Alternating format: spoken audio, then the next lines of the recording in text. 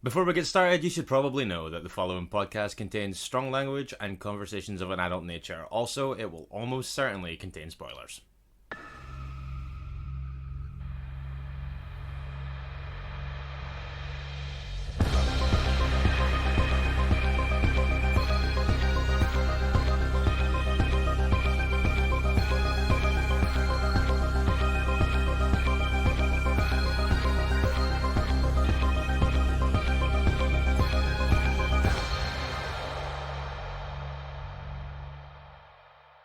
Hello and welcome to episode 15 of Strong Language and Violent Scenes, the podcast giving a second chance to films that might not deserve them. I'm Mitch Bain, I'm a horror writer and an occasional doer of musical things. And I'm Andy Stewart, I'm the Incredible Melting Man. You're certainly an advocate of the Incredible Melting Man, which is why we're here. Yeah. So I'm a bit worried. I feel like I didn't feel this worried when I did Friday the 13th Part 5. I was quite chilled out about that, but in this case I'm feeling a little bit anxious. When we did Friday the 13th Part 5, there was no guarantee that literally anyone was going to listen to it. That is true. Now I'm kind of hoping that at least some people will listen to it. Yeah, and I'm looking across at you now, and you've got these slightly narrowed eyes, and I'm a bit worried. I'm just feeling a bit concerned. Plus, you've been very tight-lipped about what you thought. Yeah, so just for context, we have just obviously, inevitably, first off, of course, we are guestless this week. We are, yes. We had a dropout. Yeah, we did have a dropout, but that's no big deal. That'll be rescheduled in the near future. We're working on that at the moment. And yeah, the show must go on, and in the spirit of that, we did revert back to the age-old head-to-head. Yep, that fine old tradition. Way back in episode 1, Way back. Andy made a case for Friday the 13th Part 5, and in episode 3, I made the case for Detention. 12 episodes later, here we are again, and of course, the pendulum swings back to Andy. And you've gone for 1977's The Incredible Melting Man. William Sachs's film from 1977, yes. Right. So, let's take a minute to... I'm not going to treat you any different than I do any of the other guests. Okay. So, in the spirit of that, tell us a little bit about your background with this film. Okay, so if anyone knows me at all, they know that I'm a big fan of body horror films. Yeah, indeed. And I remember one of the earliest body horror films that I saw was The Fly. And I became obsessed with body horror films, and I started to seeking out things like Body Melt, Street Trash, and this. And like I say, I kind of became absolutely obsessed with these kind of gloopy, gungy, awful films. As much as I love Street Trash, and I'm less warm on Body Melt, apart from the fact that Harold Bishop from Neighbours is in it. Yeah. This is one that always kind of... It's maybe the worst out the bunch, in a way. But for me, it's always one that I've felt a particular kinship with. Worst how? Worst how? You've seen the film. Look, I know it's not the best film ever made. Okay. But it's by no means the worst film, and I don't think it's deserving of a lot of the hate that it gets. I really don't, because there's a real heart to it. It might not always be the most clearly defined in the film due to some of the stuff that goes on, but there is a real heart to it, and it is a real tragic story. And yeah, I think there's actually quite a lot to love about The Incredible Melting Man. Now, when you say it doesn't deserve some of the hate that it gets, I mean, I think it is worth kind of pointing out that the hate for this film is not in short supply. No, it's not in short supply. It's regarded pretty lowly. What did we say? It's currently 3.9 on IMDb and 7% on Rotten Tomatoes. 7%, yeah. Which isn't great. No, but again, like we say... Isn't great. But Rotten Tomatoes is also not the best gauge public opinion. No, that's true. But, I mean, I think looking at it, perhaps as an accomplished film, perhaps it falls down quite a lot. As a story, perhaps it has problems and things that could have been tightened up, but I do think there's a lot of heart in it, and it's certainly a technical achievement in a lot of ways, I think. Okay. Well, we can get into that. Yeah. Now, before we go any further, okay, don't think that you were going to get away without doing a 30-second synopsis. Fuck off. No, definitely. You're not exempt. You're not really going to make me do this. Yes. Really? Absolutely, 100%. It is I who has put 30 seconds on the clock this week. You're the master of time. I am. Okay. So, okay. Right, you good to go? Yeah. 3, 2, 1, go. So it's a story of some astronauts, Steve West, Marshall McManus, Michael Wells. They are the crew of the Scorpio 5. They're on a historic mission to Saturn. While they're up there, their spaceship is bombarded in some kind of solar particle event, which kills Wells and McManus, and only West comes back to Earth. However, when he comes back to Earth, he is kind of melting, and he's hungry for human cells, and he runs off into the wilderness and kills a lot of people while his best friend Ted Nelson tries to find him. Time. Not bad. Not bad at all. Yeah, I would say that's close. I would say that you potentially overran by a second. I would say so. You did what, and he did what with the 30-second synopsis. I'm going to start calling the McIntyre. Right, which is what Tyler did. Is that the last second ramble? Well, he described it as that was what Blair did. That's one of my favourites, actually. No, when Tyler did the 30-second synopsis for Memoirs of Invisible Man, he described it as spending the first 20 seconds on the first 10 pages and then racing through the rest of it. Yep. Oh, we've just got that again. So I think that was kind of what that was. But yeah, no, in terms of setting the scene, not bad. That's a lot harder than it seems. We hadn't come up with that the last time that I'd done it. When I did it for Detention. So That's true. So I'm not looking forward to having to do it when my time comes again. But let's jump into this thing. And as you correctly said, we begin aboard the Scorpio 5? The Scorpio 5, yep. Where it's a mission to Saturn, to be the first people to set foot on Saturn, despite the fact that that's 1.2 billion kilometres away. It's ambitious. It certainly is. But yeah, pretty confident here. Things getting thrown around like you've never seen anything until you've seen the sun through the rings of Saturn. Magnificent! You've never seen anything until you've seen the sun through the rings of Saturn. Yeah, that's one of my favourite wee lines in anything. I just think that it's just delivered with such awe and such love.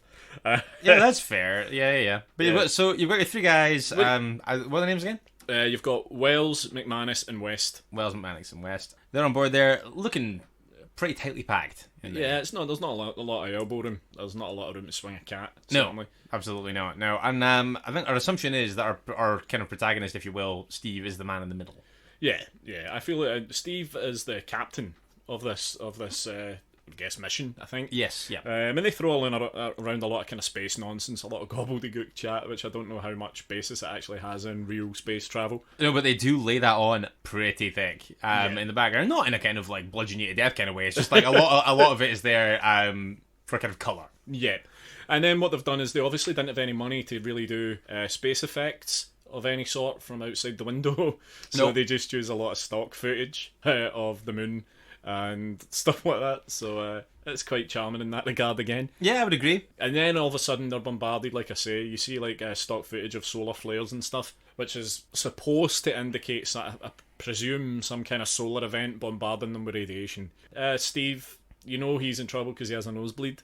Yeah, and that's as much as we get immediately. Yeah, that's pretty much the whole backstory. It's revisited a few times throughout the film, but never in any more detail than that. No, just to get I say, never in a way that's any more illustrative. It's just a reminder that it happened. No, it doesn't need to be illustrated any further than that. The science is shaky, but it's a sci-fi film. You can play fast and loose with the rules. I think you can, and I think that also a lot of sci-fi and a lot of not even necessarily sci-fi, just stuff that takes a root in actual proper science. I think that a lot of the time films can stymie their own momentum by getting bogged down in over explanation. Yeah, I would agree. No danger of that happening here. And we cut very abruptly to a hospital where we find. Yeah, but basically, I think we're in Anytown, USA. Absolutely. Yeah, but it's very much nondescript, almost desert country. Yeah, it seems that there's way. A lot of scrub and cacti and stuff around. And we find that it's Steve West, played by Alex Rebar. Alex Rebar, yeah, and he is, we find, the only survivor. He's a sole survivor. From the which means, though, that he has travelled back 1.2 billion kilometres on his own, which is holy shit, hell of a lonely fucking drive. Especially since, considering the condition that we find him in. Yeah, I don't know if maybe his conditions kicked off by re-entering Earth's atmosphere. I'm speculating here. I'm adding story where story doesn't exist. That's true. Perhaps that's what... You are adding story where story possibly should exist. Yeah, perhaps. But when you kind of first introduced to Steve back on Terra Firma, I feel like he doesn't really look that... Well, he looks pretty bad, but he's still identifiably human face. Yeah, he's got like his kind of like entire like, profile has got a regular human shape. He's heavily bandaged, but you can tell that there's some structural integrity there. Yeah, so maybe, I mean, either that or his condition accelerates very, very dramatically, very quickly. Because that is a long, long drive. Yes, you are correct. But so we get a little bit of chat between the doctor and the nurse. Dr. Loring. Dr. Loring, that's right, yeah. And they leave, and almost immediately afterwards, Steve wakes up and sees his hands for the first time. And what we get is our first look at what becomes an increasingly impressive range of practical effects. Yeah, worth noting, special effects by Rick Baker, who I know you just watched an American Werewolf in London. Mm-hmm. He obviously was the man behind all that. That stuff was spectacular as well. Yeah, and like did Thriller and stuff like that as well. So like the guy's got serious credentials behind him. Course. So maybe there's an argument he's maybe slumming it a little bit here, but still doing the best, I think, with the meager budget that was at his disposal. Oh yeah, I think that one of the things that I think the film does exceptionally well is that. I think I'm choosing my words really carefully here. I don't want the thing the film does well. I don't want to show too many of my cards here, but yeah, I think that one of the things that works in its favour is that the practical effect front to back. Yeah, there's also a very fleeting on the kind of hospital bed clipboard thing that you get. There are charts and stuff on it, and it does say in red writing that he's a radiation risk. But no one seems bothered. No one's wearing any sort of protection whatsoever, so it can't be that. Well, it can't be that major. If there's one thing we love on this podcast, it's medical negligence. So it's right at home with some of the other selections. And, pretty quickly, Dr. Loring establishes that nothing he's doing is helping Steve at all. So he suggests that they call in the call for the assistance of Dr. Ted Nelson. Yes, which is a name that you'll hear a lot throughout the film. Yeah, definitely. But yeah, so Steve wakes up, sees his hands. They're big gloves. Yeah, but he understandably has a bit of a freak out. Yeah. Pulls the bandages off his face. His face is fucked, for want of a better expression. Not as fucked as it'll get. But I mean, like... He's still got a moustache in that. Compared to what we saw before, you know? So he starts trashing the place. And I know that you said that this is something that is a regret of the directors, but see the fact that he's got that bandage... It's like gloriously goofy. It's goofy as fuck, but he's got this bandage stuck to his face. See, I really like that, though. I think that, I know it looks kind of silly, but, like, it also... I always find, you know what, if you were taking a plaster off or you're taking a bandage off or something and something sticks, I always think it looks disgusting and having to deal with it is gross. So when you see that, you're like, ugh. You think that's then adding then to the... For me, yeah. To the first stage Incredible Melting Man that we see. Yeah, which is kind of like, he's obviously in a bad way, but there's also something that feels identifiably kind of human about it as well. Okay. Well, that's good. And at this point, the nurse comes back in, drops the whole big thing of blood she was carrying. She was going to... Dr. Loring advised a course of whole blood. She takes off running in what is comfortably one of the most baffling sequences of the film. What? Go on. So he gives chase, and then you cut to this wide shot of her running in slow motion down a corridor, which I resolutely do not believe is in the same building. No, I think it seems to be a warehouse. Well, yeah, I was going to say an electrical. It seems to be that we've gone from a hospital to what appears to be like some sort of like meat packing facility or something like that. Substation, electrical substation. Yeah, it's huge. But she's running conservatively 100. I'd say 100-foot long corridor. 100%, definitely. It's more than that, I would say. But like, so she's running and she's hysterical and she's screaming. And at no point does her like hysteria abate, and we watch her running for a really long time in slow motion. And he never appears behind her. Like for all like it's he doesn't look like he's making up any ground at all. And then she powers clean through a plain glass door for some reason. Yeah, and the thinnest, flimsiest glass you've ever seen. And then he's made the ground up instantly. Yeah, he's maybe 6 foot away from her when she starts running. Maybe. Yeah, and then but then she opened up a huge lead and then surrendered that lead instantly. And then she gets attacked in the car park and it cuts off at that point. We do get to see Steve vision, melty vision, and it's just his kind of... from his perspective, his kind of melty hands in the foreground chasing after her. I think it's really cool. Oh yeah, the sequence is fine. Yeah, like but he goes for it, and we cut like kind of... He's even at this stage, by the way, he's melting at a fairly advanced rate. Yeah, I think it's worth noting as well that as she busts through the plate glass door, there is a sign on the wall that says that this is a psychoradiological research centre. A psychoradiological research centre. Yeah, so presumably of the mind and of the radiation. Yeah. I feel like that facility might be taking on too much. Well, you're commenting on what's going on in that, whether the hospital room is the same as that big long corridor with the electrical equipment along the sides. You don't know what goes on in a psychoradiological research centre. That's very true. It's not something I'm known for my knowledge of.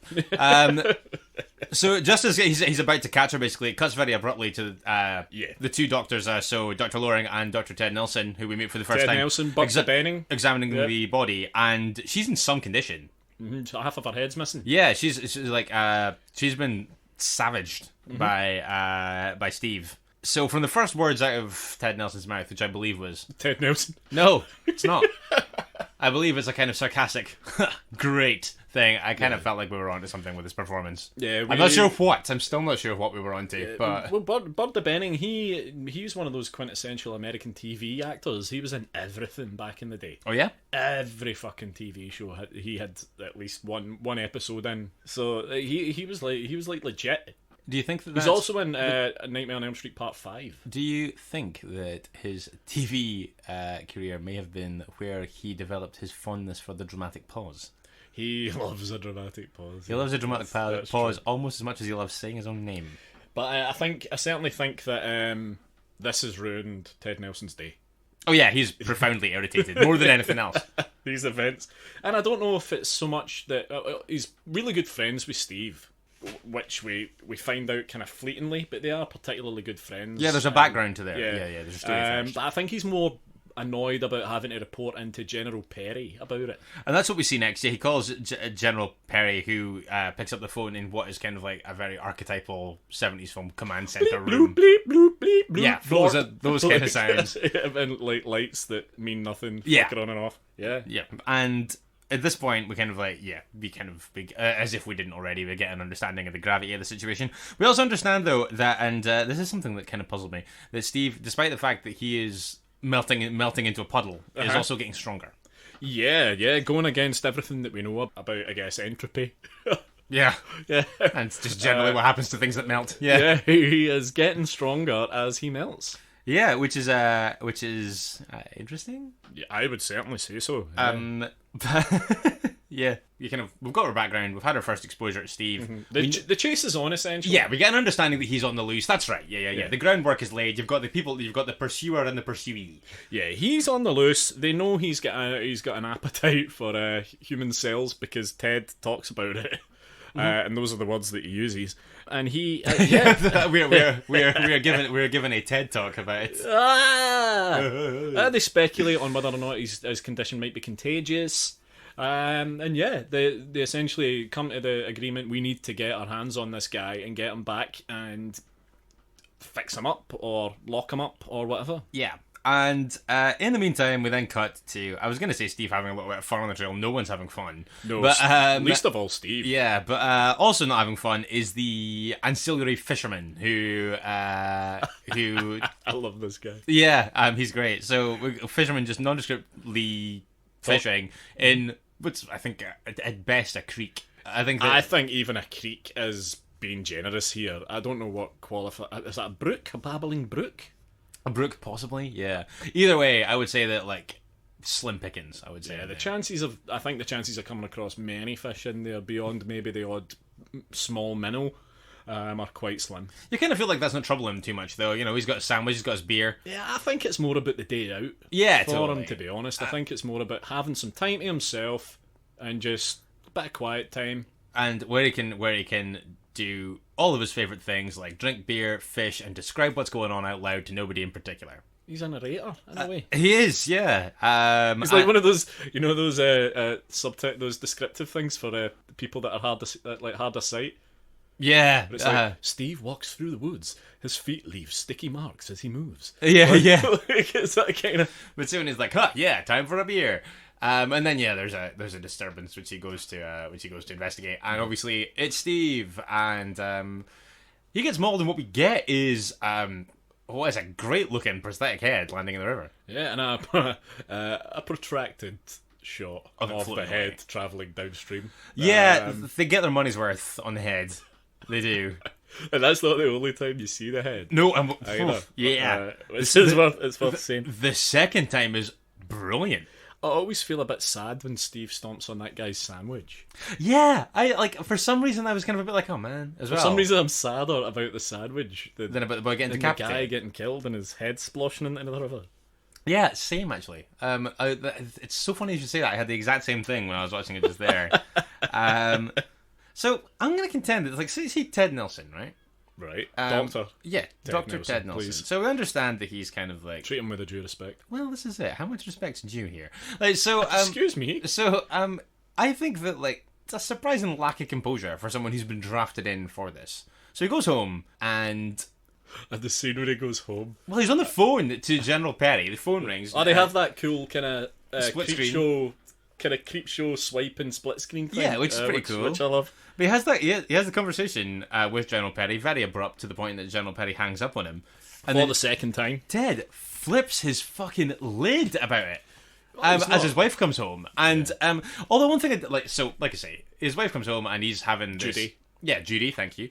And he's kind of having this episode about being hung up on and things like that, and basically kind of clues her in to what's going on. And you get more of an allusion to the fact that Ted and Steve have a kind of a background before this. And one thing that I did kind of like here, there's kind of a good character bit, and I think something that's a little bit kind of like human behavior in here, which is when she's trying to calm him down. Judy's trying to calm him down. He sits down at the table. Is this the bit that... Well, he freaks out about crackers. Yeah, he's like, oh, did you pick up the crackers? He says no. As concerned as he is about Steve... He has other pressing concerns in his life as to like whether his pregnant wife has picked him up crackers. But this is what people do in a crisis, though, or what some people do in a crisis, which is when you're faced with something that is massive and abstract that you can't control. You zero in on stuff that you can. This is this man's friend as well. Yeah, exactly. So it's a business and personal kind of thing, and I think that like that must be overwhelming. So I think that what he does here is defaults to freaking about things that he does have control normalcy over. things. Yeah, and I think people do that. Absolutely. I've seen myself do that in crisis before, so I thought that was interesting. See, this film's getting hundreds of shit going on. Yeah. When you dig into it, let's get into it. Also, you have the whole weird backstory between where you have the moment where Dr. Loring and Dr. Nelson, where they're talking about the fact that Judy Nelson is pregnant now. She's 14 weeks pregnant. And also, their third attempt. Yeah, it's their third attempt. They've lost 2 other children at around the same point in the pregnancy. Yeah. So that's quite a heavy, serious moment that kind of comes out of nowhere. Well, yeah, I would say. I mean, this is kind of a frankly stunning overshare and a massive exposition bomb. But like, I didn't hate it the way it was presented. No. And like, yeah, it's again, you kind of got to hear. Ted's got a lot of shit going on. Ted does, yeah, and we also find, and I quite like this as a touch, that they're gonna go try and their kind of spidey sense way of tracking him down is by cutting about with a Geiger counter because he's radioactive. Yeah, he is radioactive enough to track, but not enough that it's in any way needs to dangerous. Be contained. No. And yeah, so at this point we get the second head in the river shot. It cuts back to the fisherman's head coming down a waterfall, and when the head hits the deck, the waterfall is really great. It's amazing. It's really, really well done. It just kind of busts open like a watermelon. Yeah, it's really good. It's great. Like I'm not even going to stop and poke fun at it. It's just a really good practical effect, and I'm not even going to say that it's gratuitous that we've got 2 long shots of it. But it pays off. It does, exactly. Yeah. If you watch the first one, you're like, fucking hell, we're watching this head for a long time, and then it cuts back to you like, oh, not this fucking head again. But then and it's rewarding. Like, yay! One thing I've noticed from watching a couple of these films is how abruptly and how sore thumbing it is when it cuts immediately to ancillary characters you're never going to see again.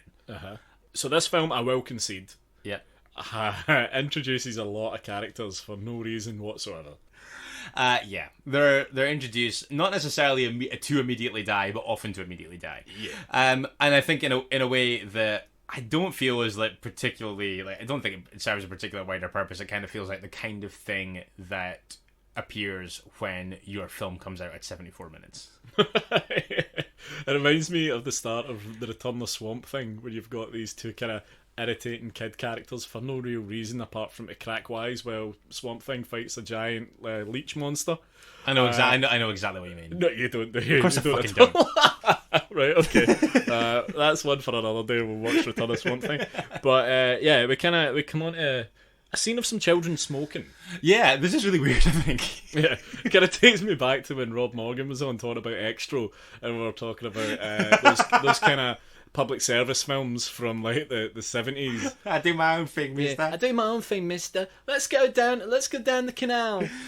Which they literally do. They go down by the waterfall. Yeah, they actually do say it's like, let's play by the waterfall. Yeah. And other cautionary tales. Yeah. Yeah. So yeah, we get a fairly compacted series of PSAs. One about the dangers of smoking when you're 10, and another one about playing down by the waterfall. And then, perhaps most significantly, the hazards of playing hide and seek by the waterfall. So Steve at this point is stumbling around somewhere. Yeah, he's like marauding around somewhere in this vicinity, just dripping everywhere. And the little girl puts her fingers in what is presumably highly radioactive gunge. Yeah, like it's like a handprint he's left on a tree, isn't it? Yeah. She's chosen to be it in hide and seek, and she starts to count, and she does it badly. She cheats, and it was something I used to do when I used to play hide and seek when I was a wee guy. Oh, did you? You would go like 1, 2, 3, 4, 5, 6, 8, 10, 12, 14, 15, 16, 20, 58, and you just like you'd be at 100 before anyone was really well hidden. Hide and seek is nothing without integrity, Andy Stewart.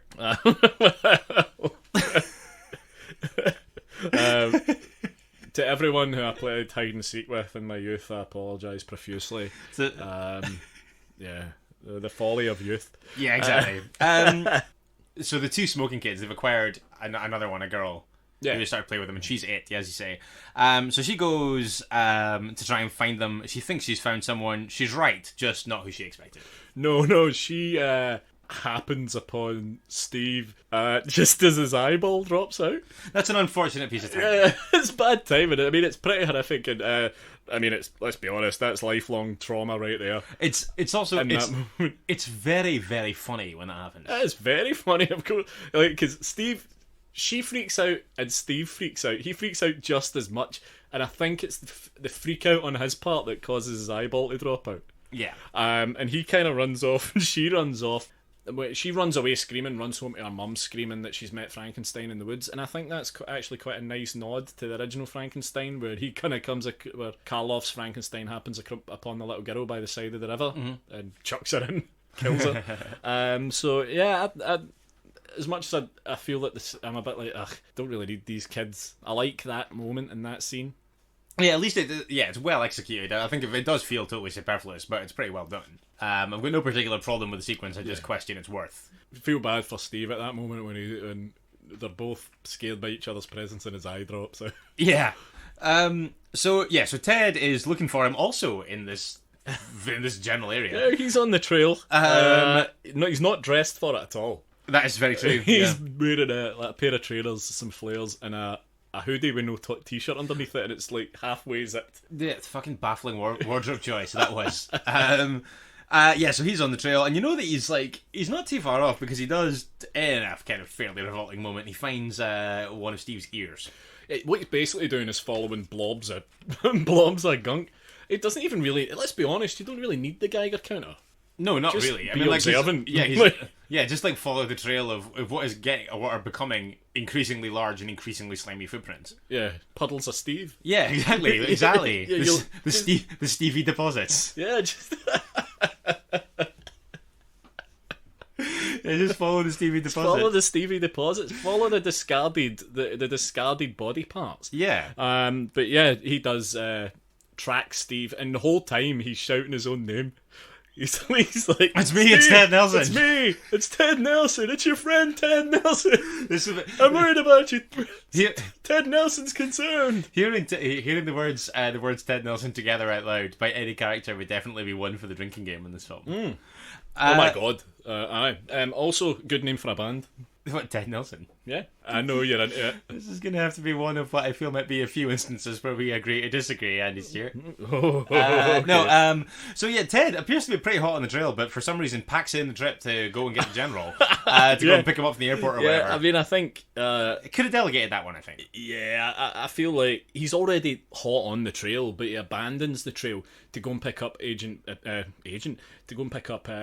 General Perry, because General Perry's told him that no one else can be given this incredibly sensitive information that Steve West has escaped and he's killing people. Yeah. So it's kind of counterproductive that he's out there in the first place. That's true, I agree. So he goes to, once he's got the general, they go back and they inspect the body of the fisherman, which has been found by an aspiring model and an extremely sleazy photographer. This is a scene that hasn't aged particularly well. This is a scene that's aged horrifically, but there, but yeah, I mean, like, I'm going to just let you get on with this scene. This scene. I mean, yeah, there's not too much to say. There's not much I can say to defend it. No, and I think, but I think also it's just one of those things. It's a kind of like fairly ugly, gratuitous product of its time. Yeah, and I think in these days of Me Too. Yeah, I feel like this scene. Yeah, not the greatest. Yeah, I feel like it can't be prescient when it's that gratuitous. No, that's true. Moving swiftly on. In that exchange, they stumble across the body of the fisherman. Ted inspects this with kind of alongside the sheriff. Sheriff Neil Blake. Neil Blake. Yep. So I think that again, this is kind of liken it to the bit in Rawhead Rex, which we covered in episode 4, when the guy turns up to the trashed kitchen that has kind of been done by a 12-foot demonic hellbeast and concludes that it was a revenge killing. Yeah. So it's not the same, because obviously Ted is covering his tracks by positing that the decapitated man that we find has been attacked by a wild animal. Well, no, the sheriff says to him first, he's like, perhaps you can help us kind of figure out what happened over here. And they take Ted over to where the sleazy photographer guy is still hopping around trying to take photos, and they pull the sheet back, and the guy has no head. His torso is completely hollowed out.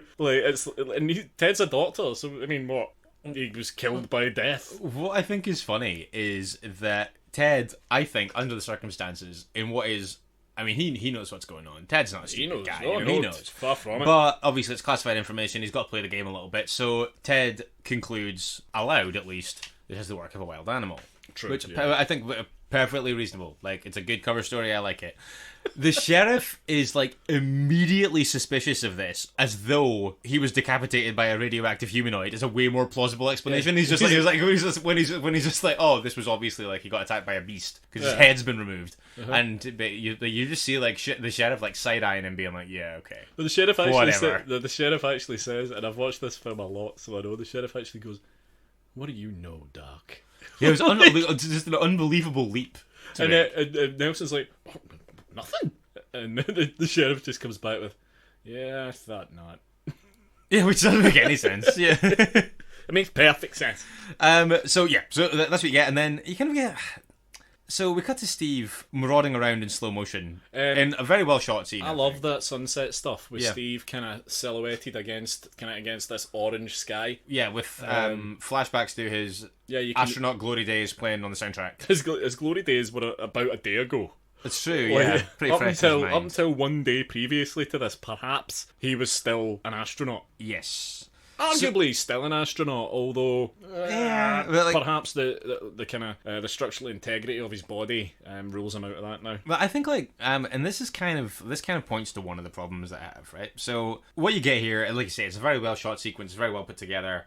Steve getting the kind of flashbacks to simpler times, better times. I feel like you getting an understanding that he is sad that he's now a monster and no longer an astronaut is about as much as you learn about him in his previous form in the whole film. And I think that one of my problems with the film is how little we know about Steve. Because I can't get a foothold onto what extent he's a monster and to what extent he's a human, and knowing so little about what he was like before, I think makes it difficult to engage with him as a character. Okay, well, I think that I would say is a reasonable concern of yours, and a reasonable critique of The Incredible Melting Man. The book that I have here in front of me on the table, which you might be able to see just now, is Phil Smith's 1978 novelisation of The Incredible Melting Man. Not a film that perhaps you would expect to have a novelisation.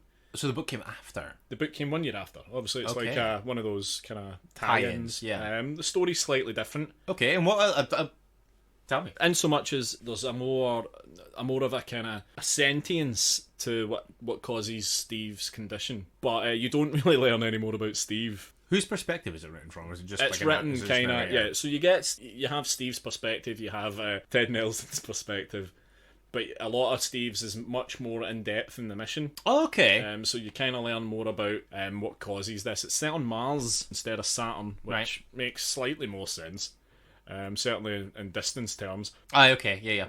But you don't actually learn much more about Steve as a person in that. See, that feels like a shame to me, but I think that had that, even just that, even if you'd seen a little bit more of that, just to get more of a read on what he was actually like. Yeah. I think would have done. I mean, I don't need to know like what inspired him to become an astronaut or anything like that. Just more of a read of what he was like as a person, I think would have been interesting. But anyway, it could have been a cunt. It might have been. Like, this is the thing. This could have been deserved. Yeah, I don't know what the stakes are. Do I care about this guy or not? This could have been an absolutely deserved then for Steve. Exactly, and I think I would quite like to have had more of an idea of that, or more of an opportunity to at least form an opinion on the guy. So, after this, Ted Nelson, who I'm just going to refer to by his full name. That's fair. That's what he would want. Yeah, I agree. Yeah, that's what he would demand. Ted Nelson, General Perry, Dr. Loring reassemble at base, and Ted Nelson calls home and talks to Judy. Yeah. It's worth noting, by the way, at this point, that Ted Nelson does a lot of dashing back and forth. An awful lot of dashing back and forth. Yeah, he's to the detriment, perhaps, of his search for his friend. I agree. Just to the detriment in general of just getting things done. I think, but he calls home, he talks to Judy, who invites all of them to dinner. Dr. Loring declines, he just wants to go home and sleep. General Perry's up for it. Dr. Loring's not going home to sleep. No. Dr. Loring's super cool. He's just sitting there being like, this isn't even my whole night. Yeah. He had somewhere else to be. He's got better plans than sitting with General Perry, an old fuddy-duddy like General Perry. Yeah, so Dr. Loring declines going for dinner. General Perry is quite up for it. At this point, Judy mentions that her mother and her friend, air quotes, Harold, are also coming. So, again, some kind of unnecessary ancillary characters, but... I'm preparing myself for this scene. I feel like you might have something of an issue with this scene. Well, honestly, I think that, like, of all of the, like...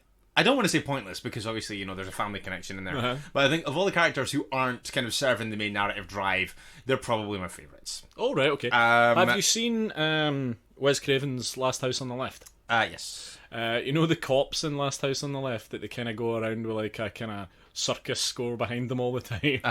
And they're just generally a bit shite, and you kind of question why they're there at all.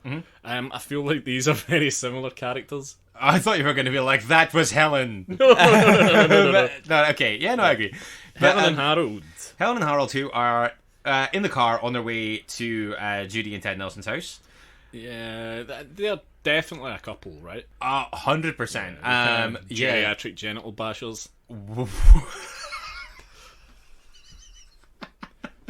Yeah, definitely. 100%. Helen is all over Harold in the car. Yeah, and he's trying to drive. Yeah, he keeps telling her. Yeah, not while I'm driving. He's eyes on the road. He's a safety first kind of guy, which I admire. None of your head in the lap scenario for Harold. No, none of that. No way. But he is older. He probably does need to pay a little bit more attention. And it's worth mentioning that they are quite old. Yeah. Oh, yeah. Oh, definitely. Yeah. Like, I think geriatric's not far off the mark. Yeah. Or octogenarian's not far off the mark. Yeah, even. Yeah. So, but Harold is a safety conscious guy. If he's gonna die in this film, which he inevitably will, it's not gonna be because of some "I know what you did last summer" style motoring carelessness, vehicular negligence. Sure. That's not happening. If there's one thing he's not, as a bad driver. Absolutely not, whatever else. But they're talking about kind of getting something as a token of their appreciation for Ted Nelson and Judy's hospitality. Well, it's not just that. Remember, they're running significantly late. Also true. Yep. So they're wanting to get a token to kind of thank Ted and Judy for inviting them over, and two, to apologise for their lateness, their tardiness. So Helen concludes that the best thing to get them for this, she spots what she thinks is an orange grove, and concludes that the best gesture for this would be oranges that they didn't pay for. Rather than a lovely gift. Yeah, just like pulling fucking steal some stuff. Pulling into the hard shoulder and stealing some oranges is her solution. We stole another car. Like, there you go. It's just, so she's a klepto and just a bit of a sex pest. Yeah, obviously she's all those things. Yeah, I've got a lot of time for Helen. But then there's a protracted conversation where they kind of split hairs about what kind of citrus fruits this grove actually holds. Yeah, and while this is going on, like, Steve again Right. is lurking and watching, and he loves a lurk. Yeah, He fucking loves a lurk. At this man. point, I am stopping loving Steve's lurking. This isn't even as bad as it gets. No, that's true. I again concede that Steve's lurking in a scene that comes up fairly quickly after this goes to a whole other level. Aye, it goes to 11. And Steve really lurks quite heavily. But what we do get while Steve is lurking here is another kind of hint that he's at another more advanced stage of decomposition. His jaw is visible at this point. Yeah, but then you've got a bit more of an insight into Steve the man here. What, is a voyeur? No, he. There's a moment just where he's looking at himself on the top of a barrel, like in the water on the top of a barrel, as kind of parts of his face fall into it. Yeah. And he obviously is completely horrified by his own appearance. Yeah. And has this kind of emotional outburst where he's kind of wailing and kind of slapping at the water and stuff. So you do get a bit more. Obviously, the guy's well past the point of any kind of speech. Yeah, I mean, do you feel I'm stretching? I think that catching your first look at your advanced melty face and freaking out about it is kind of something that everyone would do. Although I get you could get I guess you could make the argument, and it's a leap. I think that he is more of a heart on his sleeve kind of guy, because you could have seen him do that and be kind of stoic about it. Yeah, that's true. So you could say that he's kind of like, he's kind of an emotional guy, I guess. Is the closest I would say that I could get to drawing apart, like, to making a connection to what he was like. But these brief moments of humanity are undone pretty quickly by his next actions. Well, I mean, it's kind of it's by implication, but not really. So basically, Helen and Harold are in the middle of their fruit theft. Their heist. Yeah, their heist, if you like that. Yeah. And then they're startled by a noise and double back on themselves and the plan in double quick time. Yeah, Helen is a shitbag. She shits. She goes, "I'm really scared. Let's go." Yeah, she like goads Harold for ages into coming and helping her steal oranges. And the first hint of trouble, she's like, "Let's go." This to the car. is a perfect horror scene, though. Two idiots out where they shouldn't be, making an insane decision to do something silly. You have a red herring in the form of the Doberman that comes at them. Oh yeah. And then they get back into their car, and the killer's in their car. Yeah, that's true. That's a perfect horror scene. It's not bad. When you said two idiots being out where they shouldn't be and making a stupid decision, you know what came to mind? What? The exhuming the corpse nightmare sequence from Friday the 13th Part 5. Episode 1 callback. But they get back into the car. And Steve's obviously, he's in the back seat. So we're back at the house. And, back at the house. But I feel like we zigzag as much as Ted Nelson does. But we're back at the house, and Ted Nelson is having this conversation with Judy about everything that's going on and about Steve and things. And what he doesn't realise is that General Perry, who had previously gone for a nap, which is not something I would do if I was a guest in someone's house. I wouldn't go to a stranger's house. I wouldn't go to... Was he a colleague? No, a colleague's house, I would say. In fact, it's a good point. It's not even like if you came round to mine. Yeah, and you were like, I'm knackered. I'm your friend. You would probably just be like, oh, well, okay, I'll just leave him to it. Yeah, exactly. Like, if your boss came to your fucking house, like if your boss came to your house and said, thanks for that turkey, that was delicious. I'm really fucking tired. I'm going for a nap. You'd be like, weird. Okay. Aye. No, it's the kind of thing I would 100% be totally okay with my pals doing. Because, I mean, I think that all of their exchanges up to this point have this very formal air. Well, yeah. So it's a weird thing that he's gone for a nap. But either way, he's woken up and he's overheard this. And he goes a bit mental at Ted for divulging this. Yeah. And I was expecting this to be a heated exchange between Perry and Ted. But in the end, it's Judy that really loses it here. With, like, very little provocation. She goes mental about the fact that they haven't found him. And she's basically like, get yourselves out there and don't come back. Yeah, so she's obviously got a relationship with Steve. Yeah, that's fair. She must do. Yeah. Before she's getting this kind of, this impassioned. So, Perry and Ted head out, and Judy is alone at this point. It's worth noting as well, though, at this point, that Judy's pretty much convinced that her mum's dead. Oh yeah, that's already happened. Some kind of psychic mind meld or something. Helen and Harold are late, but she's like, I just know it. She's definitely dead. Anyway, moving on. Yeah. So while Judy's alone in the house, it's got a good another, and like I say about red herrings and things, there's another like a pretty well executed scene here where she goes to investigate a noise, and there's a kind of good double fake out scare thing there. Yeah, with Elsie the cat. Elsie the cat has broken a bottle of milk, which is the noise, and then there's a hand on her shoulder, and it turns out to be a returning... You see the shadow in the background. Yeah. And while all this is going on, who's outside lurking? Oh, it's fucking Slippery Steve. The incredible lurking man. Old slimy Steve. But see, but the hand on his shoulder, and obviously I think it's going to be Steve, and it's Ted back during one of his trademark zigzags. I'm going to say this again. Another perfect horror scene. Another good horror scene. Oh, fuck up. Ted strikes me as a bit of a local hero. Go on. Everybody knows him. The policeman knows him, knows everything about him, and just generally wants to be... It seems like the policeman just wants to be around him. Yeah, that's fair. Like Blake just wants to be pals with him. Like, wants to just be around Nelson. I can kind of understand it in a way. I kind of feel like Sheriff Blake wants to just kind of be caught in the gravitational pull of Ted's kind of presence. He's obviously got some gravitas or something, man. He's got some cachet somewhere. Yeah, you can tell, because, yeah, I would say that's fair. I think that the sheriff's kind of... I don't think he'd be particularly overt about it, but you can tell he's got quite a lot of admiration there. I think that's fair. I would say that, like, Ted's a figure of note in the area. Yeah, I mean, I don't know much about this town at all. No, none of us do. Or this area, this locale. Yeah. None of it. But certainly that he carries there's some kind of weight to his persona. Yeah, I know. I completely agree, and I think that like, so there's. I mean, I've got occasional issues with the performance here, but I think that that's fair. When he's doing some of the That's kind fair. of, and I think that generally my issues with the performance come when it has to go to extremes. And when he's doing the kind of level-headed stuff, like when you see him interacting in the kind of with the more bureaucratic stuff, kind of thing, I can understand why he had a solid career as a TV actor. Who's your MVP? Oh God, it's a really Rick Baker. That's a really good question, actually. Who is the MVP in this? Who's yours? Helen. Helen's really funny, actually. Yeah. Like Helen. Actually, probably, if I'm perfectly honest, it probably is Ted Nelson. Purely as the kind of anchor, the rock of the whole thing. The Stacey Keach. The Stacey Keach. There you go. Yeah, the backbone. Yeah. It kind of keeps it all together. I hear that. I would. Yeah, I guess of the main characters, because considering that your other main character is this kind of shambling, deformed. He's a jelly. Yeah.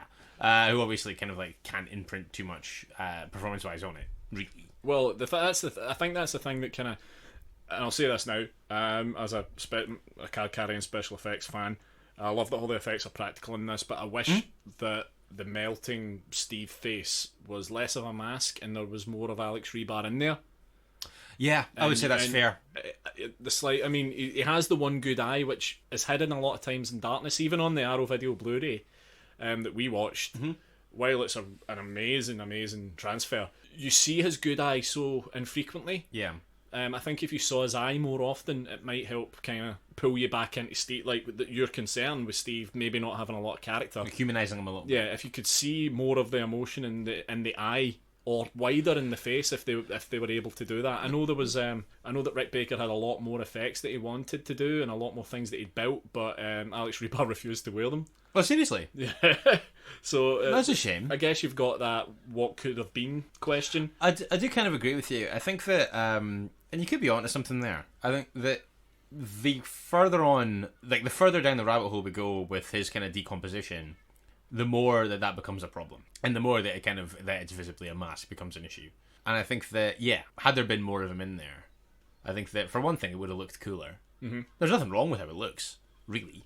But I think it would have looked cooler, and I think that, like you say, I think seeing a little bit more of him might have given him a little bit more of an emotional range. But saying that, when I made my film Split, which it was kind of, in a way, my homage to this. We'll be posting that up, for anyone that hasn't seen Split, we'll be posting it up on all the channels. It's kind of my homage to this and a bit of The Fly, on a ridiculously small budget. But I really wanted, actually, the final stage of my character's transformation in Split to look a lot more like the end of The Incredible Melting Man. And when I spoke to me and the special effects designer were sitting down and talking about it, we decided, actually, no, we'll pull it back a bit so that he still has a bit of personality, and you can still get more of a performance in the face. And I think it does help, and that's a big criticism I've always had with the film, as much as I love it. I just wish there was more of Alex Rebar on show. Yeah, I would say that's fair. Just in terms of performance, and he can't talk, whatever, but at least they'd be able to get across. He'd be able to emote a little bit. Yeah, we're trying to give him the opportunity to. Yeah, because you really because I know nothing about him as an actor either off the back of this, really. I don't think I really do. No, either, and I think that it would have been a good window to do that. But anyway, so Ted heads out again, and sees us now as we're running through the thing of him coming in and out of the house. The only reason that he came back is for that double fake out jump scare. Yeah, and to drop off General Perry. And to drop off General Perry. Because he leaves General Perry behind again with a turkey dinner.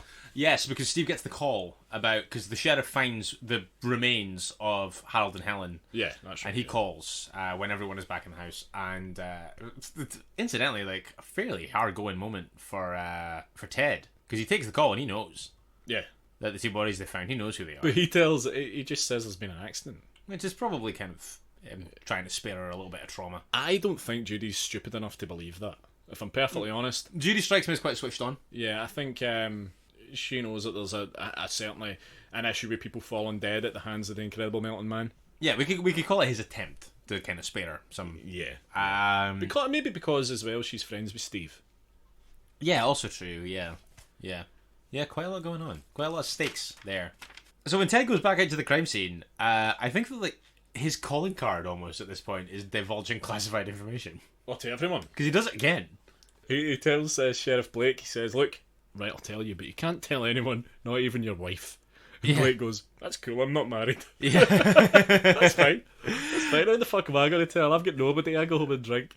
Yeah, I was going to say, like a little peek behind the curtain. In fact, I feel like I know more about Blake than I do about Steve as a character. I think you do, yeah. Like it's kind of a little insight into how sad Well, I think what you can surmise for sure about Steve is that he's got a long and storied career in the military.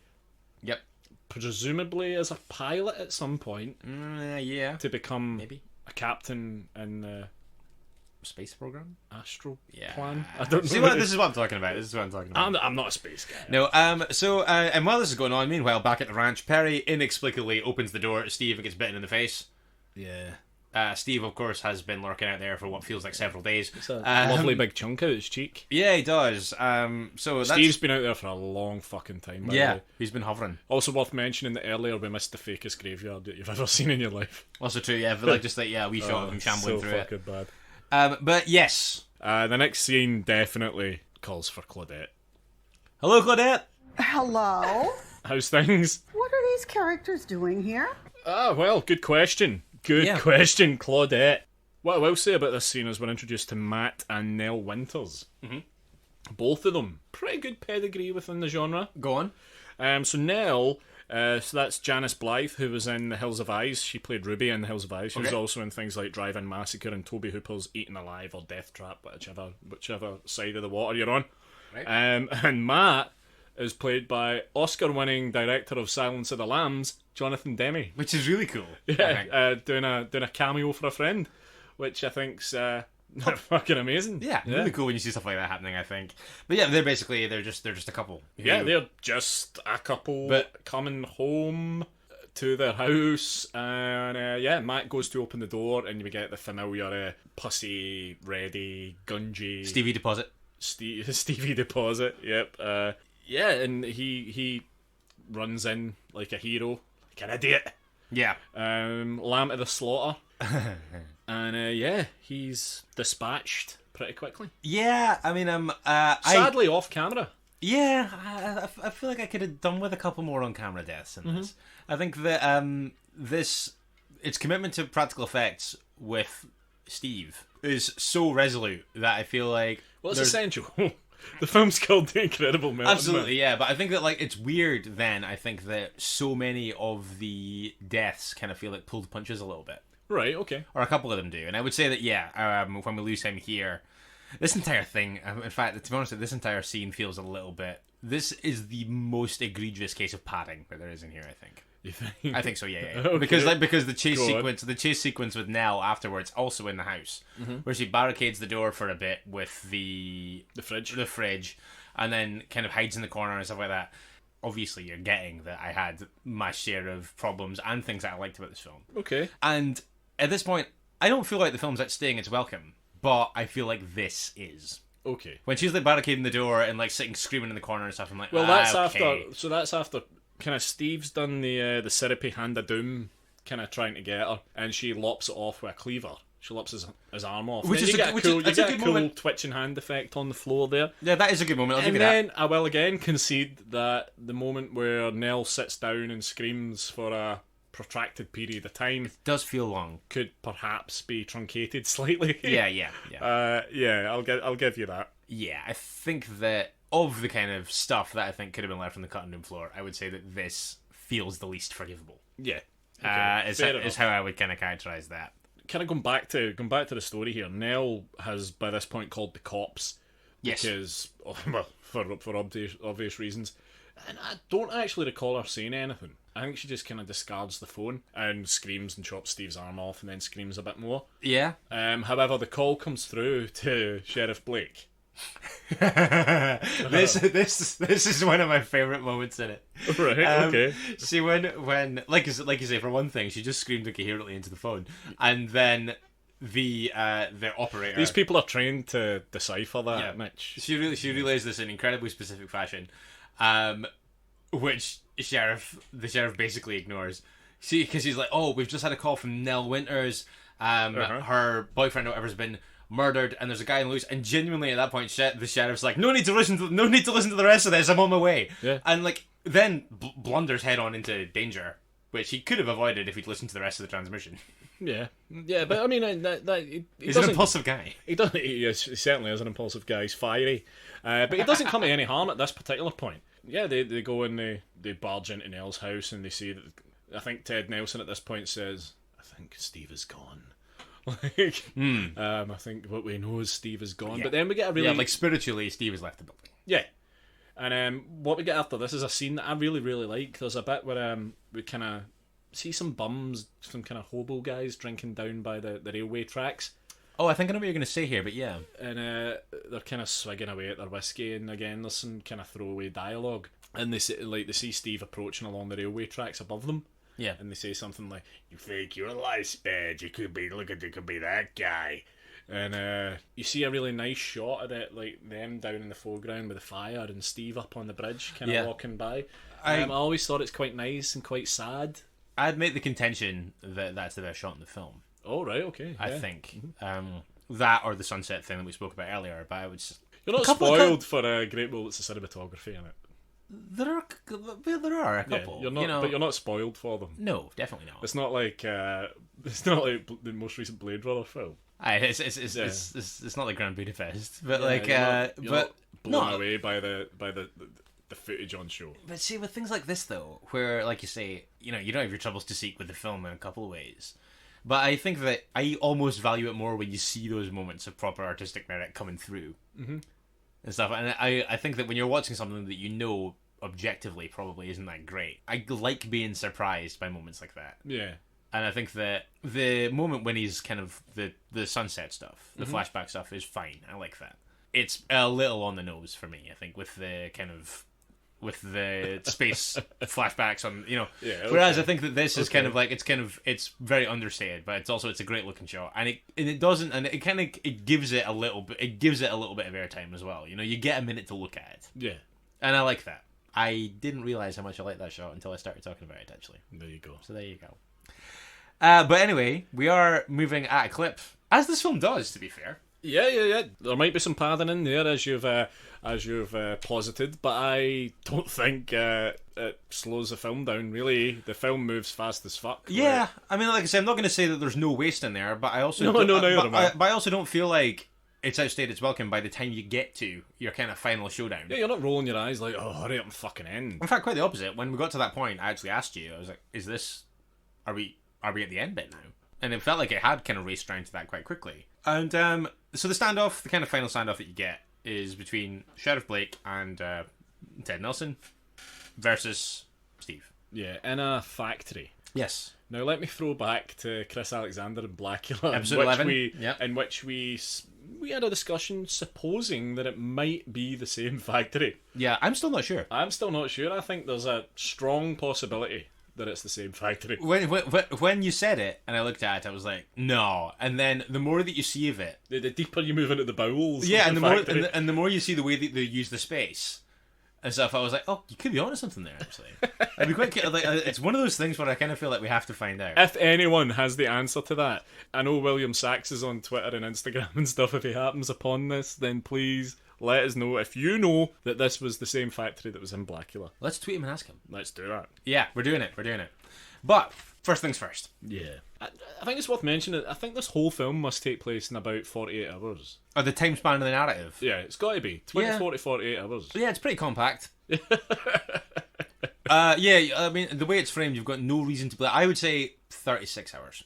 Oh, right, okay, yeah. Is my okay. estimate, I would say, for how long this takes. And I think that's a cool thing. Okay. It's like, and also, I quite like the fact that, I mean, it feels a little bit narratively serendipitous that all of it would happen within a 3-mile radius. But it's also, I quite like the fact that it's, despite the fact that it's kind of feels like this kind of fairly large scale, kind of almost creature feature thing, that its storytelling is actually quite insular.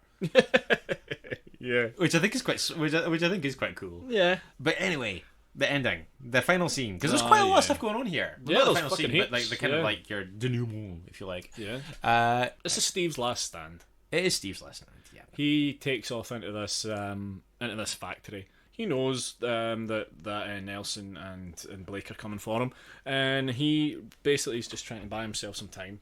And he heads off into the kind of bowels of this factory, and they're giving chase, and he does quite well here with like concealing himself and things. Yeah, there's one point where he's just like kind of ducked down underneath them, kind of peering up at them, and they're kind of bumbling around. Yeah, I quite enjoyed that. And then Blake enlists the help of 2 Keystone Cop kind of bumbling Hoddit and Doddit type characters. Yeah, they come shambling in. Yeah, ridiculous. And the action kind of moves to the roof, if you like. Yeah, and a kind of like a connecting kind of stairwell. Kind of where Blackula dies. Yeah, the exact bit in that factory where Blackula dies. This is an action-packed area of this factory. I guess in that kind of last-ditch attempt to kind of reason with his friend, Ted is kind of bargaining with Steve, trying to kind of pull out those last kind of shards of humanity from him. Mm-hmm. But Blake's having none of that.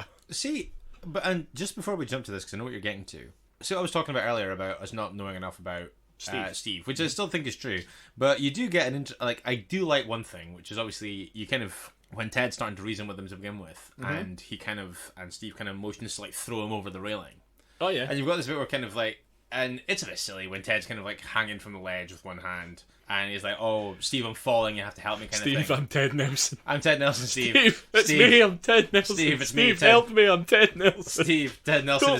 Don't let Ted Nelson die. Ted Nelson's falling. Steve, help Ted Nelson. And Steve, but then he does.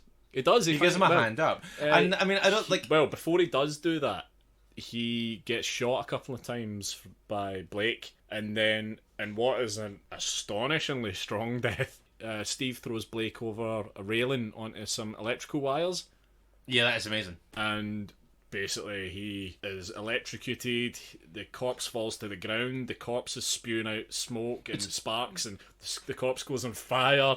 It's a really strong and pretty horrific death. Probably the best one in there. In fact, it is the best one in there, I think. Yes, so, but like I say, he gives him a hand up, which I think is, like I say, it doesn't really give you an insight to him as a character before, but it does show that there's some humanity left. Yeah, maybe Steve isn't gone. Maybe there's some part of him. Maybe he's not beyond. Well, I'd say he's pretty much beyond redemption. Yeah, but he's obviously capable of a little bit of compassion, which I think is interesting. And all the best monsters are.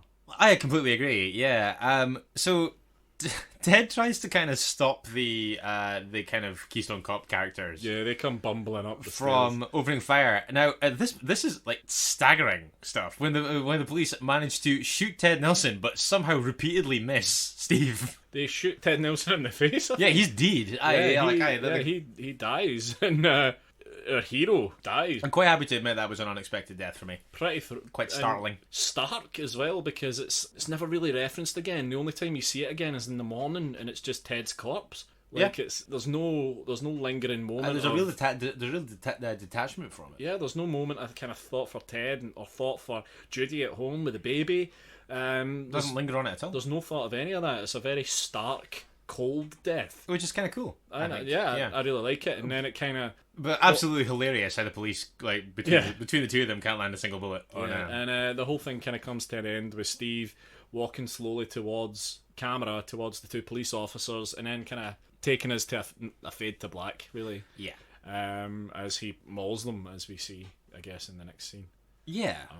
But it's such a great ending. It's fucking amazing. And of course, like, it's not over yet. So after we cut to black, what's left but for Steve to die? He's got nothing left to do, nothing left to offer, nothing left to give, and he plods off and sits down and, in a staggering display of effects, given the budget, melts away. Yeah, which is, again, yeah, you're right, tremendously well done. Also, wee bit of a parallel between that and the death of Blackula. Perhaps. Yeah. Apart from the fact that it's possibly in the same factory. Anyway. And I would also say this is 10 times better realised. Yeah, I would agree with that as well. Yeah. But yeah, it's super gloopy. He loses his other eye. But yeah, he just essentially melts away into a puddle. It was really well done. It's also quite sad considering it's so gross. But the whole thing is quite sad. The whole story, I think, should be treated as a tragedy. Yeah. He never asked for this. He never asked to be this creature. Yeah. Yeah, I think you could have maybe done with a little bit more soul searching and Steve analysing his actions and why he was doing this stuff. But if, as Nelson says earlier, his brain is completely decomposed. He actually says that his mind is decomposed. His mind is decomposed, then yeah, maybe it makes perfect sense. Yeah, perhaps. Yeah. But the morning after stuff that you get as the kind of absolute ending. I think it's brilliant. I think the ending is super cool. It's kind of a 2-part ending. One part a joke and one part a kind of cool, sinister twist. Go on. The next morning is kind of played out with this janitor walking around the factory. We see the corpses of Ted and the cop and the other two idiots. And the janitor happens upon the pile of mush that used to be Steve. Presumably doesn't realise that that's what it is. And starts to pretty unceremoniously scoop Steve's remains into a bucket. Yep. Which I think's It's great. Lovely and sad and just so dehumanising to his remains. There's this kind of weird radio broadcast thing playing over it. Yeah, the janitor's got, like, he's walking around with a radio, isn't he? Oh, yeah. And what you have is you're hearing about Scorpio 7. Yes. I don't know what happened to Scorpio 6. Very true, yeah. Perhaps they shelved that in the kind of... The fallout from Scorpio 5. And the fallout from Scorpio 5. But what you quickly realise is that the fallout from Scorpio 5 hasn't reached the public. I love this. I love this. Yeah, the fallout from Scorpio 5 hasn't reached the public. So Scorpio 7 is about to take off on a very similar mission, perhaps with a very similar outcome. Yeah, who knows? But what you learn is that the public have been told that West, McManus and Wells are in quarantine. Yeah, they're under observation. They're under observation and that they're sending their best wishes to the crew of the Scorpio 7. Yeah. So none of this has ever been made public and they're still sending people up there, presumably to die. I think that's a really cool, sinister ending. I like that because it's super dark, but also it's quite easy to miss. It's like just kind of tossed off. It's like a total throwaway comment. Yeah. But it's so dark. Yeah. And all this is happening while Steve's been scooped into a bucket, which Yeah. I think really adds to the kind of the weirdness of it and the kind of the darkness of the whole situation. And then it cuts, just before we cut to the credits, it cuts to another flash of solar flares, this stock footage of solar flares, very briefly. Yeah. And that's us. Done. We're done. I think it's fucking amazing. I think it's great. So this was an interesting one, and I think that one that you were always going to get to at some point. I think, yeah, it was inevitable that we would come round to this. Yeah. So I hadn't seen it before. I hadn't seen it until a couple of hours ago. Yeah. I think it's fairly obvious that I don't like this as much as you do, but I was never gonna. Yeah, no. There's very few people out there, in fairness to the Incredible Mountain Man. Yeah. There's very few people out there that like it as much as I do, or that hold it in the kind of as high a regard. Yeah, and it's not even that I'm holding it in a high regard. It kind of means a lot to me. It was one of those films that made me find the films that I love and the kind of films I wanted to make. It's one that I probably watch more than I watch, certainly more than I watch The Fly, which I also love, or any of the other films that I mentioned earlier. It's one that I watch significantly more than any of them. It's a film, actually, that I would love to remake. If you were to remake it, what would you change? Well, I did write a script, which I didn't do anything with. I just wrote it to write it. That's why I'm asking. But there's certainly a lot more about, you'll be happy to hear, certainly a lot more about Steve's background in it. Okay. Steve has a partner in it as well. Right, he features quite heavily in it. Yeah, there's a lot more about Steve the man and Steve's conflict, certainly as it relates to the actions that he's taken. And it's a hell of a lot gorier. Sounds good. Yeah, it's certainly one of the very few films I would ever consider remaking, because I definitely think time hasn't necessarily been kind to it, and critics weren't kind to it at the time. Yeah. But I think there's a seed there of something really strong, and there are those moments where it comes through, like that kind of weird twisty joke ending, The little moments where you do see those glimpses of Steve, and there are moments of real where the horror aspects really, really work. Yeah, I agree. There's just a few moments that maybe haven't aged particularly well, and a few moments that aren't executed as well as they perhaps could have been.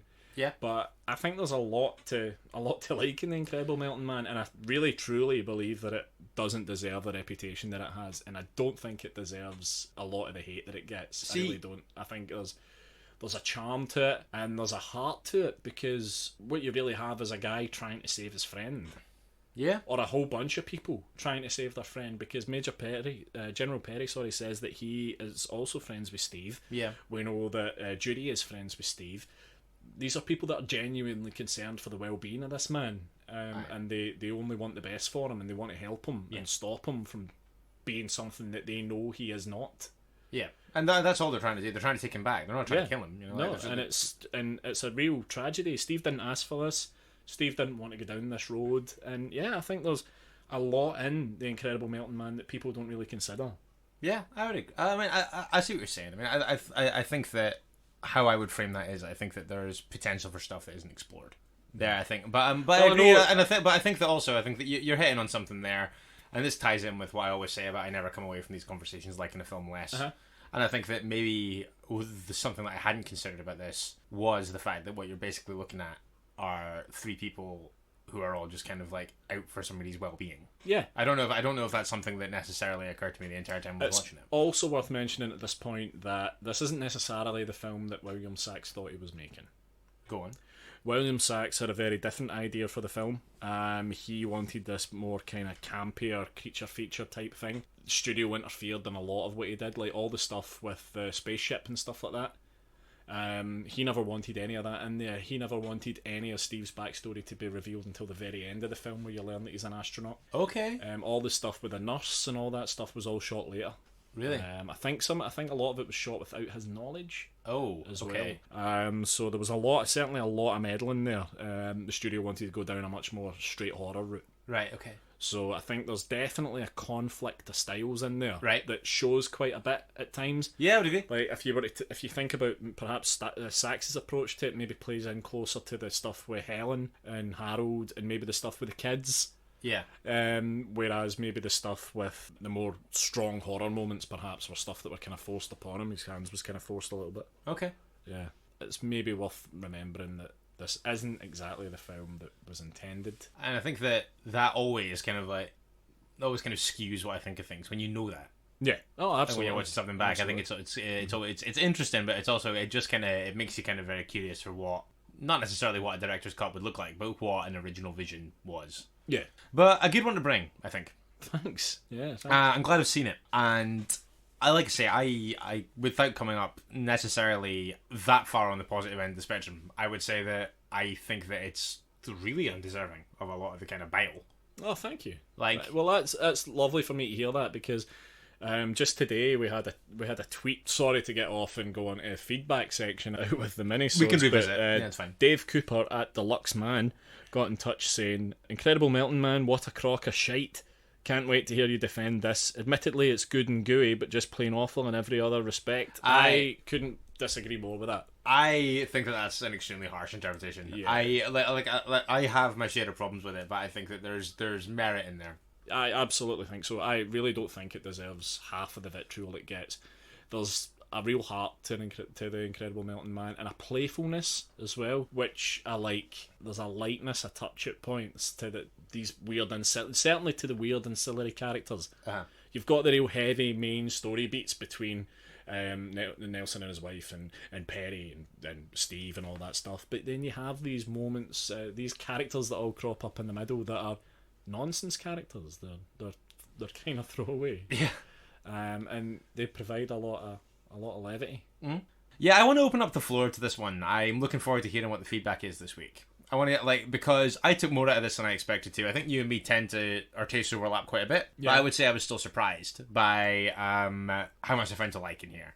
Mm-hmm. Even amidst the things that I kind of had some problems with. But if you want to get in touch, let us know what you think And please do. You can get us on Facebook and Instagram at Strong Language Violent Scenes.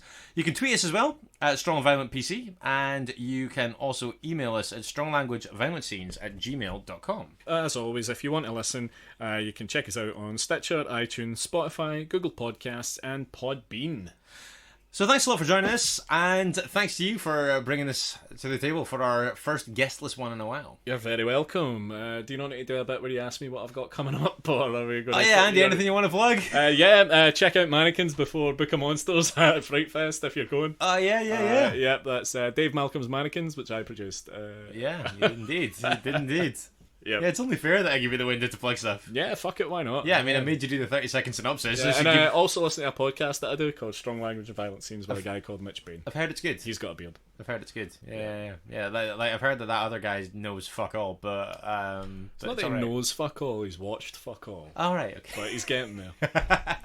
I'll get him there. We will be back, of course, on Monday, 8 a.m. BST with Minisode 15. Until then, don't forget, you've never seen anything until you've seen the sun through the rings of Saturn. Good night. Oh, I can't believe you did that. Oh, good night.